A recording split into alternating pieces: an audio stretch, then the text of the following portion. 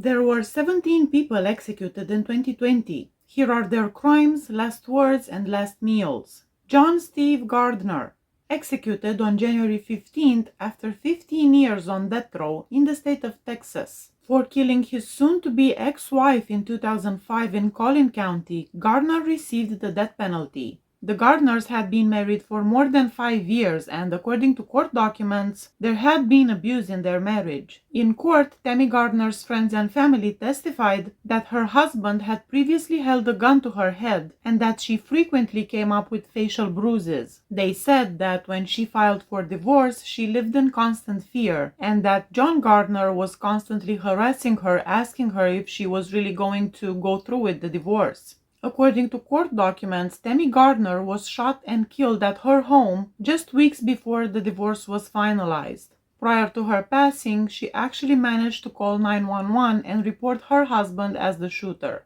John Gardner had previous convictions for domestic violence before the murder. A federal court decision revealed that he had allegedly assaulted 3 of his previous 4 spouses as well. He was found guilty of aggravated assault in 1983 for shooting his pregnant wife at the time, Rhoda Gardner, who ultimately succumbed to her wounds. In Mississippi, he completed 2 of an 8-year sentence. He spent 2 years on parole before being put back behind bars on charges of kidnapping his wife at knife point and injuring his new wife's daughter, who needed medical attention. Prosecutors in the Tammy Gardner murder trial also revealed evidence that John Gardner had essayed the young daughters of his wives. Before the execution, he used his final words to apologize to the victim's family and ended by expressing his love for his friends. "I would like to say sorry for the grief I have caused. I hope you find peace, joy, and closure, whatever it takes to forgive me. I am sorry. I know you cannot forgive me, but I hope one day you will." No final meal was granted to him because he was on Texas death row.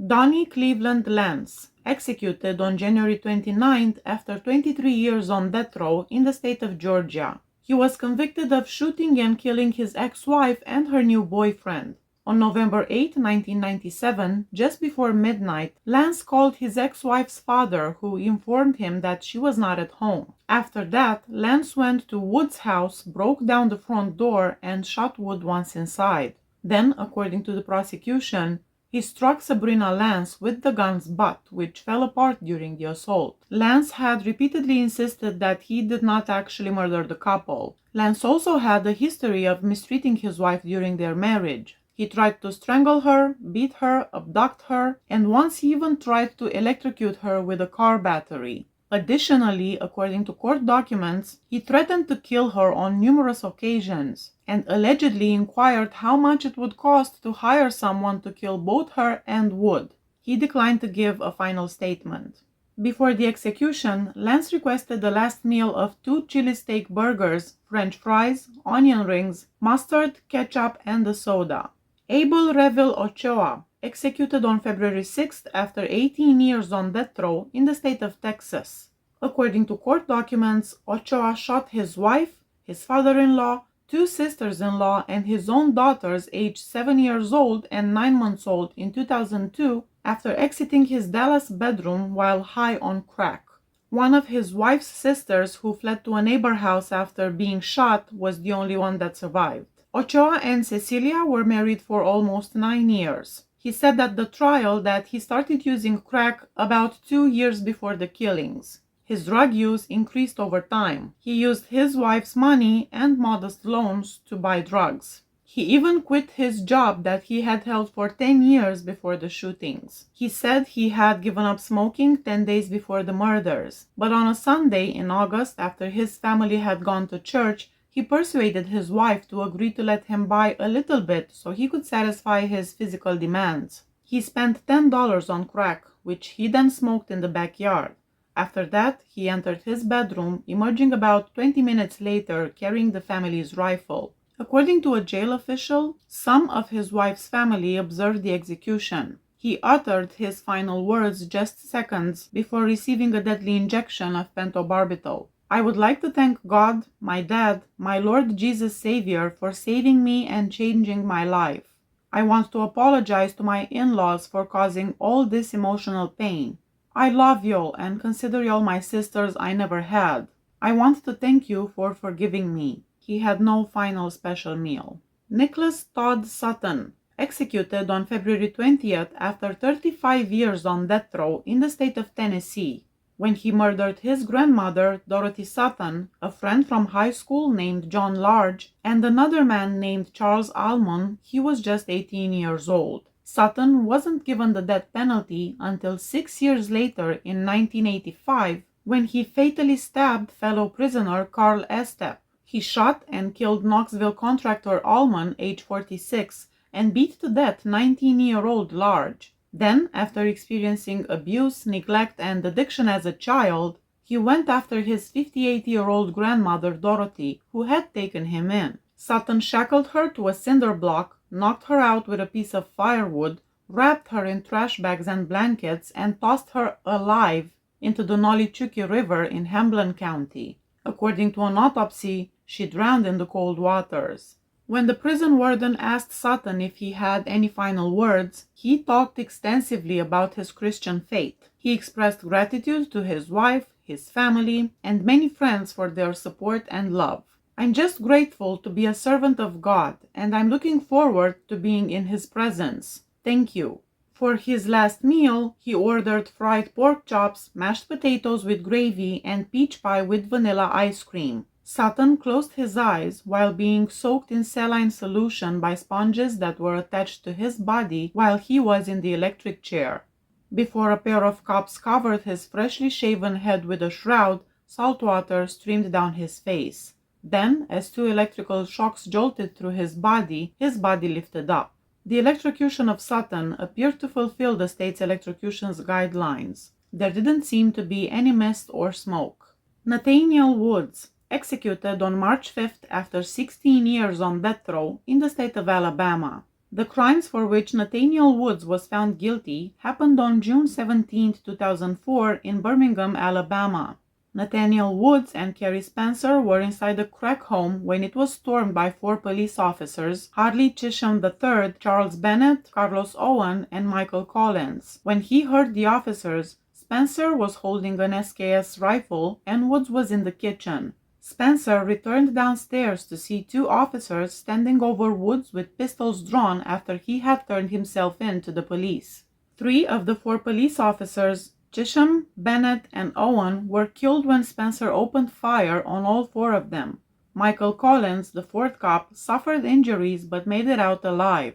When he heard the gunshots, Woods fled the house. Despite the fact that Woods never fired a shot, Spencer and Woods were both charged with the killings. Due to doubts regarding his guilt and the legitimacy of the trial, his execution was really controversial. Spencer stated that Woods was really not involved. Nate is absolutely innocent.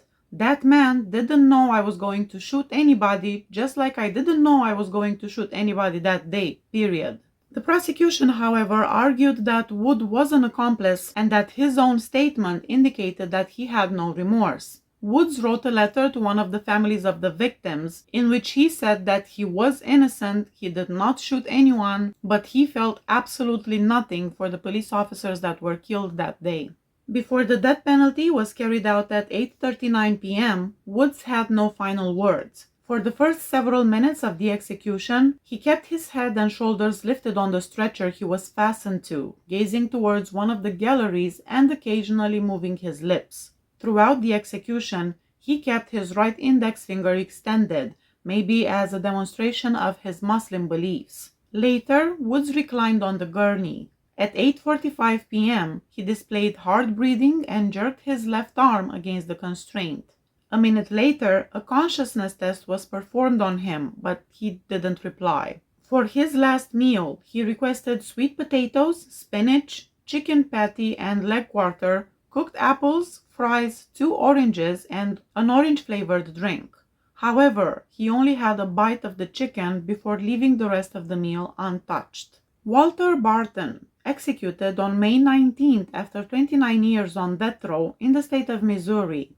According to court records, Barton was convicted in 2006 of killing 81-year-old acquaintance Gladys Kuehler in 1991. He had always maintained his innocence. Kuhler had suffered 50 stab wounds, and the perpetrator of such a brutal killing would have been drenched in blood. Debbie Selvage, Kuhler's granddaughter, a neighbor, and Barton were the individuals who found her body. He claims that as he dragged Selvage away from Kuhler's body, the blood dripped down his clothing. The jury was told that the bloodstains from his clothes were impact stains from high-velocity blood splatter. However, in 2015, another analysis indicated that the bloodstains on Barton's clothes were actually transfer stains, likely caused by contact with other bloodstains. His last words were, "I, Walter Archie Barton, am innocent, and the state of Missouri is executing an innocent man." There is no record of his last meal.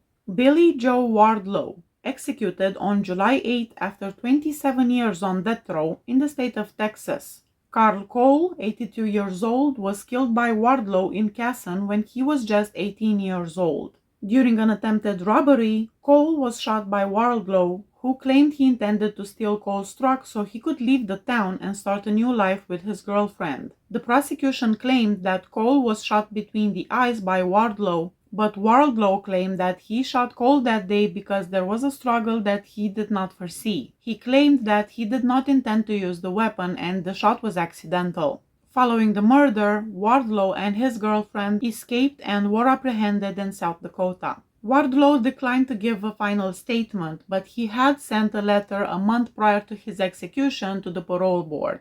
He said, "I came to death row a scared boy who made poor choices. I will leave death row a man that others admire because I weathered the storms of life with the help of people that loved me." He had no final special meal. Daniel Lewis Lee, executed on July 14th after 25 years on death row by the federal government. Lee received a death sentence in 1999. He had gone to William Mueller, a gun dealer, 3 years previously with Chevy Kehoe, the leader of the Aryan People's Republic, a white supremacist anti-government militia outside of Tilly, Arkansas. The two men went looking for weapons, ammunition, and money to steal. When they found all three, they knocked out Mueller, his wife Nancy Mueller, and her 8-year-old daughter Sarah Elizabeth Powell. They then put plastic bags over all of their heads to prevent them from breathing, weighed down their bodies with rocks, and threw them into a swamp. Kehoe was the ringleader, and he personally murdered the little girl because Lee could not bring himself to do it, yet he received a life sentence while Lee got the capital punishment. The execution was observed by about 20 people in 4 different rooms. Lee was found strapped to the gurney with his arms outstretched and 2 IV lines coming from a port in the wall behind him at 7:46 a.m. when the window shades in each room were raised. Lee was asked if he wanted to say anything. In a combative display, he proclaimed his innocence and chastised the legal system for discrediting DNA evidence. "I bear no responsibility for the deaths of the Mueller family," he said. It took 2 to 3 minutes for Lee to pass away after the medication was given. He didn't seem like he was in pain. Although nothing came out, his lips appeared to be blowing bubbles. He briefly lifted his head at one point before lowering it again. He stopped moving at 8:02 a.m., but he was still on the table for another 5 minutes before it was determined that he was in fact dead. Although there are reports that Lee asked for 3 separate special meals before his execution, the information regarding what he actually ended up having was not made public. Wesley Ira Perky, executed on July 16th after 22 years on death row by the federal government. When Perky abducted, essayed, and killed 16-year-old Jennifer Long in 1998, he was found guilty and given the death penalty.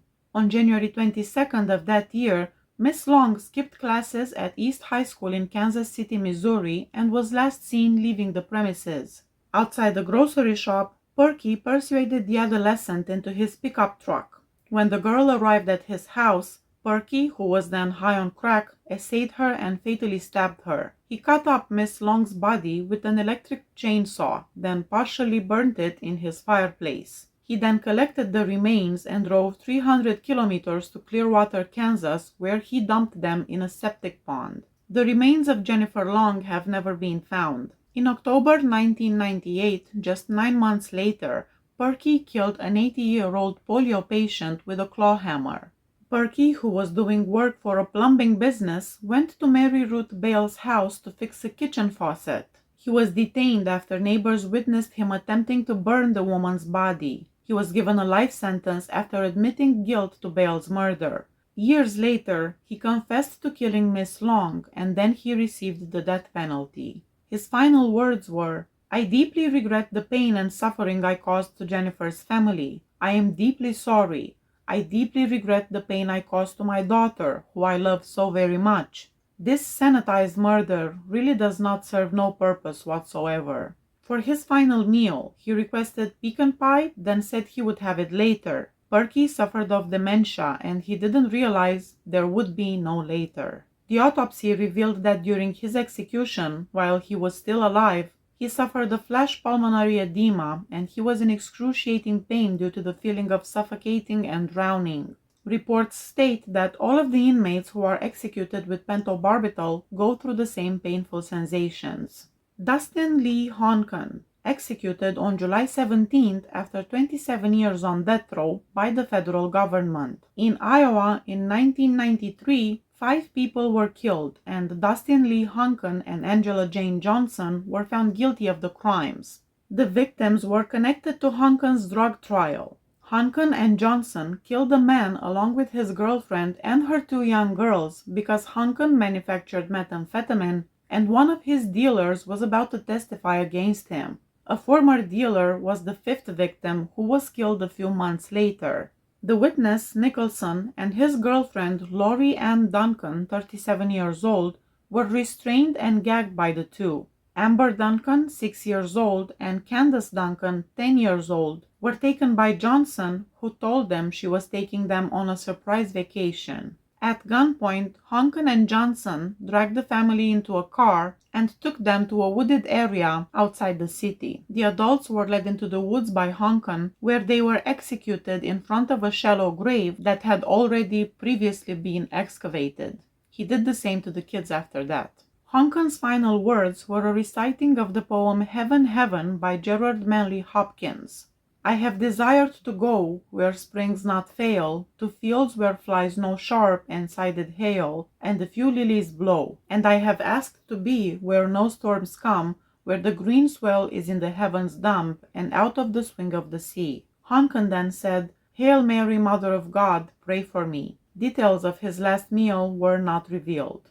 Lesmond Charles Mitchell, executed on August 26th, after 18 years on death row by the federal government. He was put to death for the Arizona killings of a woman and her granddaughter in 2001. Given that the killings took place during a carjack, which qualifies as a federal violation, Mitchell was tried and found guilty in federal court. His case caused controversy since the Navajo Nation tribe he belonged to publicly opposed the government's execution preparations, and because Mitchell himself insisted he was a participant in the killings but not the perpetrator. Up to his lethal injection execution on August 26, 2020, Mitchell was the only Native American man serving a federal death sentence. In 2001, Mitchell met Johnny Theodore Orsinger, then 16 years old. The two developed separate plots for a carjacking and murder in October.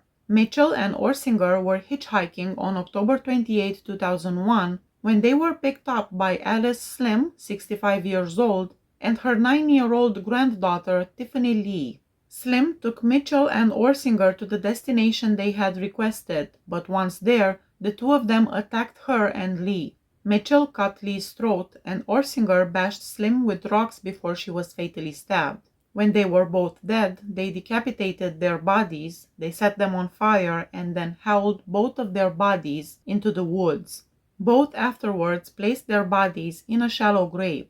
Many protesters gathered outside the Federal Correctional Complex on the day of Mitchell's execution. Mitchell was carried to the execution chamber at 6:03 p.m. There, he was strapped to a stretcher and given a pentobarbital injection that would end his life. When asked if he had any final remarks, he said, "No, I'm good." His ashes were then distributed to tribal members of the Navajo Nation after cremation. There is no info about his last meal. Keith Dwayne Nelson, executed on August 28 after 21 years on death row by the federal government. Nelson stated to a friend in October 1999 that he intended to abduct, essay, torture, and kill a young girl he had spotted in Kansas City. Soon after, Nelson stopped in his white pickup truck outside the house of 10-year-old Pamela Butler, who was nearby rollerblading. Pamela's sisters watched in horror as Nelson grabbed her around the waist as she skated past the truck, threw her inside, and raced off. Later on the same day in Kansas City, Missouri, Nelson essayed Pamela, killed her by strangling her with a wire, and buried her in a forest near a church. Nelson pleaded guilty to kidnapping and illegally transporting a child across state lines in order to torture the little girl to the point of death in October 2001. He had no final words, and there are no details with regards to his last meal. William Emmett Lacroix, executed on September 2nd after 19 years on death row by the federal government. For essaying and killing 30-year-old Joanne Tisler in her house in Gilmer County, Georgia, a rural region north of Atlanta in 2001, Lacroix received a death sentence. While the nurse was away, Lacroix broke into Tisler's house. After attacking the nurse, he chained her hands behind her back and strangled her with an electrical cable. He then stabbed Tisler 5 times in the back after slitting her throat with a knife. He thought that Joanne Tisler was the babysitter who had essayed him 20 years prior. He held the babysitter responsible for a lot of the problems that he had as an adult. He also came to believe that the babysitter had cast a spell on him. He really did believe in witchcraft. He felt like the only way to break the curse was to coerce the babysitter to do it. Lacroix had already served time in federal and state prisons for child essay. According to federal authorities, he developed a plan to leave the country while he was on probation. He broke into Tisler's cottage, killed her by stabbing and strangling her, and then took her car. He was detained when he attempted to enter Canada. He attempted and failed to flee the Lumpkin County Detention Center in June 2003 while awaiting trial, according to an indictment. His last and only words were, "Sister Batista is about to receive in the Postal Service my last statement." There are no details about his last meal. Christopher Andre Villalba, executed on September 24th after 21 years on death row by the federal government. When he was 19 years old, Villalba was found guilty of killing and robbing an Iowa couple. According to court documents, he and others carjacked Todd and Stacy Bagley on their way home from church, including his co-defendant and fellow death row prisoner, Brandon Bernard. The young men attempted to withdraw money from the victims' bank accounts, and they also tried to pawn a wedding ring while they kept the couple in the trunk of the car. The victims were eventually shot in the head by Villalba while they were still in the trunk of the car. Bernard then set fire to the vehicle, according to court documents. His last words were a prayer for the family of the victims. Then he said, "I'm ready, Father." Orlando Cordia Hall, executed on November 19th after 26 years on death row by the federal government for the murder and essay of a 16-year-old girl who he and 4 accomplices beat and buried alive. For a $4,700 drug debt, Hall received a death sentence in 1995. The teenager was murdered in 1994 as retaliation for her elder brother and a friend taking advantage of the drug operation that Hall and his associates were running in Arkansas. Hall and his team located the pair at an Arlington, Texas apartment building and knocked on the door to try and recover their stolen money. When the girl Renee responded, the assailants kidnapped her and essayed her in the car as they drove to an Arkansas motel. There, they gang essayed her for 2 days while she was chained to a chair before throwing her in a shallow grave. At his execution, Hall lifted his head, seemed to suffer for a moment, and wiggled his feet as the lethal injection was administered. He gave off the impression of mumbling to himself and twice opened his lips wide, seemingly yawning. Each time, there were several brief, laborious breaths that followed. When Hall stopped breathing, an official quickly entered the execution room to check for a heartbeat before officially certifying his death.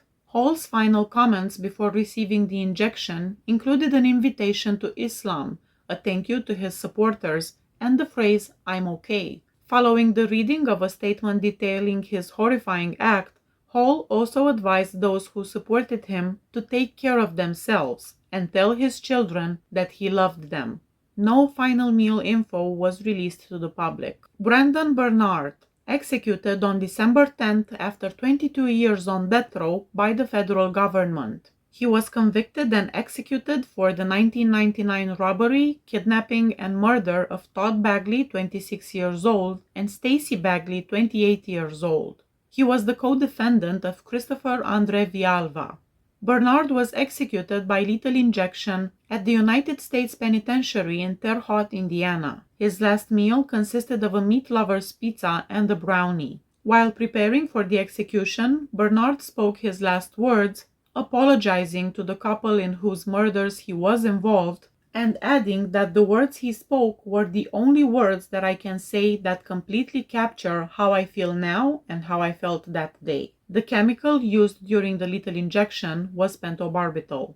Alfred Bourgeois, executed on December 11th after 18 years on death row by the federal government. According to court decisions, Bourgeois killed his 2-year-old daughter while driving a long-haul truck through Texas after abusing her physically, and she spilled her training potty in the car as he was parking, and he killed her by ramming her head against the dashboard and glass. When Bourgeois killed his daughter, he was on his way to a military post to deliver something, thus he was tried in a federal court and given a death sentence in 2004. His attorneys contended that because of his profound intellectual handicap, he shouldn't have been put to death. In his last words, Bourgeois offered no apology and instead struck a deeply defiant tone, insisting that he neither killed nor essayed his baby girl. "I ask God to forgive all those who plotted and schemed against me and planted false evidence. I did not commit this crime." Bourgeois turned his head to the side to gaze at his spiritual advisor standing in a corner of the execution chamber, holding a little Bible as the deadly injection of pentobarbital started running via IVs in both of his arms. Bourgeois gave him the thumbs-up signal, and his spiritual leader raised his own in response. For his last meal, he opted for a spread from Red Lobster, seafood stuffed mushrooms, a platter of fried shrimp, shrimp Alfredo pasta, 6 buttered biscuits, and cheesecake. Please hit that subscribe button if you like my channel. See you next time. Bye bye.